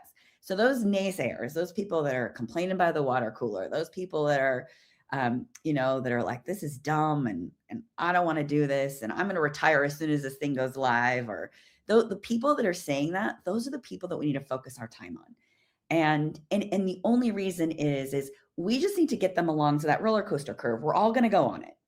But if we manage them, meaning we have some actual actionable items to help them kind of move along that curve a little bit faster, because they're probably going to be a little slower than somebody else. It's like, all right, I'm kind of mad, but I'll get over it. Show me the new system. Those are the people that they're going to come along on their own. But it's the people that are those resistors. We really need to target them and spend time with them. And as I said, creating an actionable plan to say, what are we going to do? What can we do? Maybe we meet with them more often. Maybe we get the manager in. Maybe we include them in the project team and we have them sit in some of the development meetings. So there's actionable things that we can do to really help those folks, because those folks are the biggest ones. Those are the ones that are going to bring down the rest of the crew when everybody else, is kind of like, okay, I'll accept this. But you have that one person going, no, this is stupid. I hate this. My job. I'm retiring. I'm done with this company. Whatever it is they're saying, those are the loud people. We want to get them on board faster and quicker. Yeah, absolutely. And Alejandro on LinkedIn agrees with you here too. He says the solution builders, aka the spreadsheet guys, should become the first participant in designing the solution. They understand the problem probably better than anyone else, and that's very well said. Absolutely right, Alejandro. And that goes into what we talked about is one of the things that you can do from the very beginning of your project, and even if you're halfway through and you haven't done it yet, is involve those folks, involve them in the project team. Yeah. Really bring them in, and maybe they're just a fly on the wall, but give them an opportunity to speak up. Because as you said, the spreadsheet guy, that's the one that actually knows where things are broken. Yeah. And they've got all the tribal knowledge, and it's easy to ostracize spreadsheet guy and say he's the problem. And maybe organizationally it is a limitation. I wouldn't say it's a problem, but maybe it's a bottleneck. Maybe it's a risk. Maybe it's a challenge going forward. But I wouldn't say he or she is the problem. And the last thing we need to do is ostracize them and say, you're the problem. So I'm just going to sort of ignore you because you're a naysayer or whatever. Let's figure out why and what value that person has to offer. So those become the people that when you're in end user training and you're teaching the new system and everybody's watching it and they're just, eyes, deer in the headlights going, what is this? That's the person that speaks up and says, hey, you guys remember why that Excel spreadsheet that I built? Yeah. I built it because we weren't able to do this in our old system. Yes. Now the new system is going to do this for us. So basically this is my Excel spreadsheet. And then people will be like, oh, okay. So it's that person helps connect the dots. Yeah. Really yeah. put those Absolutely. pieces together. Yeah. That's a really good point. I hadn't thought of it from that perspective, but yeah, if you can flip that person from a resistor to now they're actually part of the solution and they can help connect the dots. I mean, that's utopia, I think, of change management. I mean, that is change management success, and that's the exact opposite of fluffy. Now you've actually converted this person into a supporter who can help. And by the way, he's going to be a good change agent now because he can help get all the masses on board in a way that an outside consultant or even executive within the company wouldn't be able to. It's a great point there. Hello to Lean from Holland. Thank you for joining today. How are you doing on time, Afra? Do you have a real job, unlike me? So I know you might have client meetings. What are you? Do you have a hard stop right now? Do you have a few minutes? What time are we at? I'm good. Okay, it's almost the top of the hour, so I just want to make sure. To the next top of the hour. I always forget that most of my guests have real jobs, unlike me. So it's I have to be mindful of that. I won't go too far, but we do have a lot of questions I want to get to here. Here's a question from Megan on LinkedIn. Says, what's the one change management activity teams skip the most often and regret? I would probably say in training. This is an easy one. Make your trainers make them end users. So find an end user in the business. And this is so easy. Find an end user in the business 6 months prior, involve them into the project, or at least upskill them. So do a kind of train the trainer approach where you upskill them, you get them involved, you teach them, and then they turn around and teach their peers. That is, I think, one of the biggest easy wins. And I say that because it's pretty easy to do. If you've got the folks. The hardest part is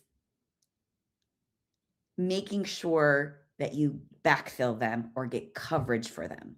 So if you think about when you go into a company, you say, who would you want to train? And you say, oh yeah, I've got Mary. Mary's amazing. Mary's a natural. She'd be great. She already kind of trains everybody. So you grab Mary, but then the business says, but I don't want to pull Mary. I need Mary. Mary knows the system the best. Mary's my go-to person. So one of the key things that you can do is say, well, we're going to backfill Mary. We're going to have the person, kind of somebody else do 25% of Mary's job. This person do 25% of Mary's job. And we're going to pull Mary 50% to the project. And then Mary is actually freed up to be able to actually train end users. So that there's kind of two pieces to that. So I'd say number one, make your trainer someone in the business because they have the trust. If I come in and train, I don't know your business. I'm not the one that I can tell you what the new system does, but a really good trainer is somebody that can go, you used to do it like this. Now you're going to do this. So instead of doing control P 3 times, now you're going to do control Y. And so it's really connecting that dots for the end users. And the second piece of that is backfilling. People underestimate the job, the commitment. Sometimes they say, oh yeah, you can take a Mary, but Mary's got to do her day job. You can't do your day job and also be a trainer or even be on the project team. You have to backfill. So let's pause on what Afra just said about backfilling, because it's one of the most underestimated success factors in any transformation. Your best end user is the person the business will refuse to give you. So the person or the people you need the most on a project in general, but especially when it comes to training and change agents and super users, those are the people that are going to be in the highest demand in your organizations. And those are the people that are going to, they themselves may not resist being part of the project, but others in the organization are not going to want to give those people up to become part of the project, to become the trainers or the change agents or even just a project core team member. So it's always the same conversation. You ask who's the right person to train on AP on the new system. The answer comes back instantly, Mary. She's amazing. She already trains everyone. And you say, great, we need her 50% for the next 9 months. And the business says, oh, actually, absolutely not. I need Mary. Mary's critical to our close process, et cetera, et cetera. So what happens? You don't get Mary. You get whoever the business is willing to give up, usually because they had time on their hands, which usually means they weren't carrying critical workloads. And then you wonder why end user training is flat. Not only that, by the way, but usually Mary is highly respected within the organization because she works so hard and she's so valuable. So now you put in a B player or C player to do the training, and suddenly they just don't have the same cachet or credibility internally and politically within the organization. So here's the lesson that Afra just shared, and it should be on every steering committee deck, that the success factor isn't the trainer, it's the backfill. You don't pull Mary 50% because you're not going to get Mary 50%. You backfill 25% of Mary's job to one person, 25% to another, or however you want to break it up. And then you pull Mary onto the project. Now you actually have her, and now you can actually leverage her and you actually get her. and the business can still function. So this is where it collides with what's happening here in 2026, though, which is most companies are running lean. Their hiring is frozen. They've laid off in the last 12 months. They don't have an appetite for backfilling or hiring. And if that's you, you have to be honest with yourself. Either you slow down the project to match the resources you actually have, or you push back on the integrator's timeline and tell them that their schedule is not realistic. And again, that conflict of interest that is inherent with the system integrators and the vendors is going to push them to disagree with you and to push them to push back on you. But again, this is your business, your transformation. And what you can't do is run the original timeline, refuse to backfill, and expect a successful go live, because it's just not going to happen. It's not physics, I suppose, but if it were physics, it's not possible. Organizationally, it's not possible. The math has never worked, and it's definitely not going to start working now. Huge manufacturing company. We were doing every 9 months, we were on a brand new transition. We were doing M&As left and right.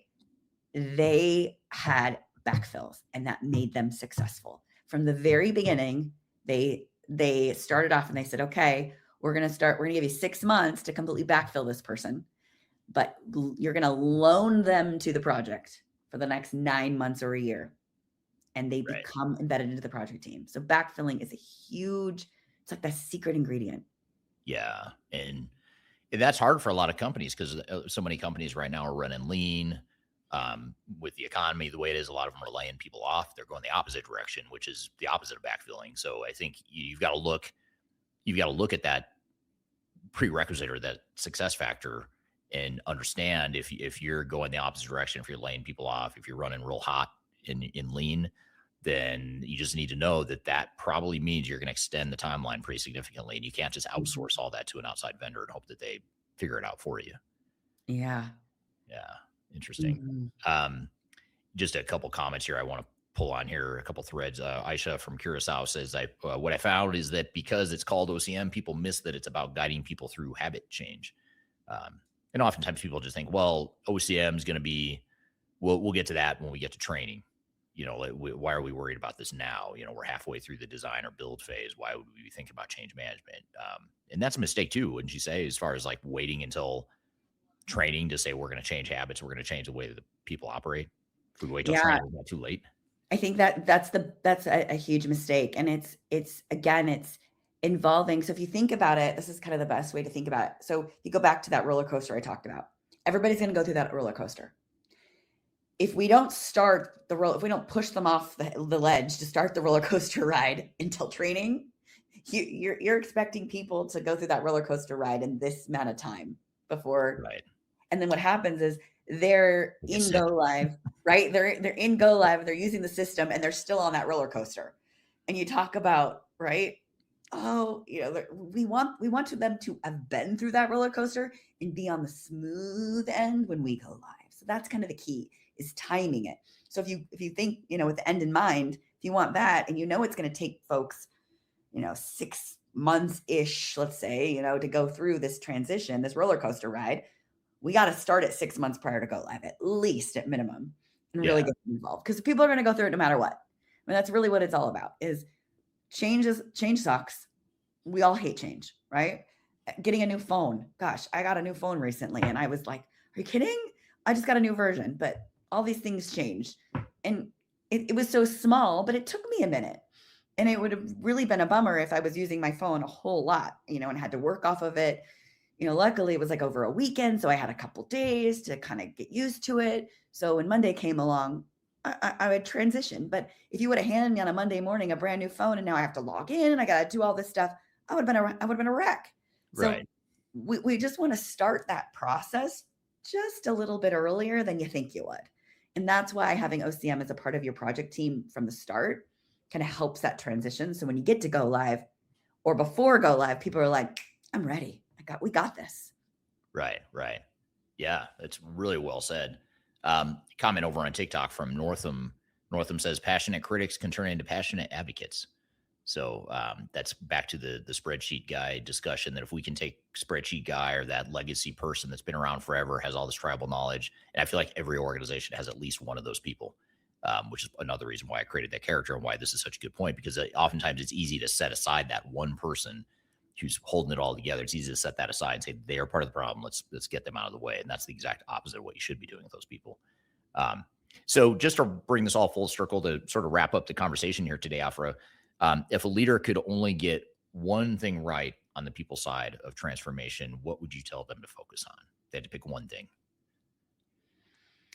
I would say build a proper project team. And that means pull people from all levels of the business into the project team, involve them. Don't just get your managers. Don't just grab one or two people and say, okay, they're going to implement the system, but really, really involve everyone from every level, every department. Get them involved. That's where you'll see your greatest success. Right. That's great. That's great advice and well said. And that sort of sets the stage for a lot of the things that need to happen. A lot of the other things we talked about are contingent on you doing exactly that. So I think if you start there, that's a good place to start. And I would just add to that too, if you're a leader, and this is something I love to tell leaders whenever I'm meeting, behind closed doors in a boardroom or whatever, is no matter what, change management is going to be more difficult than you think. I don't care how difficult you think it is. It's absolutely going to be more difficult. And I test this all the time. I test this hypothesis to see if I can prove myself wrong. But I always ask leaders after a transformation, after we're done helping them through the entire thing, I'll say, how was change management? How did that go? How was the change management side and the people side of things? How was it compared to what you thought? And literally every single time, I have no exceptions to this one absolute. I rarely use absolutes, but this time I will. And that is, I've never had a client, a leader say, that actually wasn't too bad, or yeah, that's about what I expected from a change perspective. That was a lot more difficult than I thought. You told me a million times it was going to be difficult, but I still found it to be more difficult than even what I would be indicating to them. So I think that's another thing I would add even though I wasn't asking me. Who cares what I think? I was asking me. Well, to close that point out, one of the most insightful comments that I heard. I worked with a project manager who had never had a change person on a team before. And at the end of the project, he sat down and said to me, I don't know what I would have done without you. Mm-hmm. That I never realized how important change management is. And that was a PM. This is an experienced 30-year PM, said, I will never do a project again without a change manager. Yeah.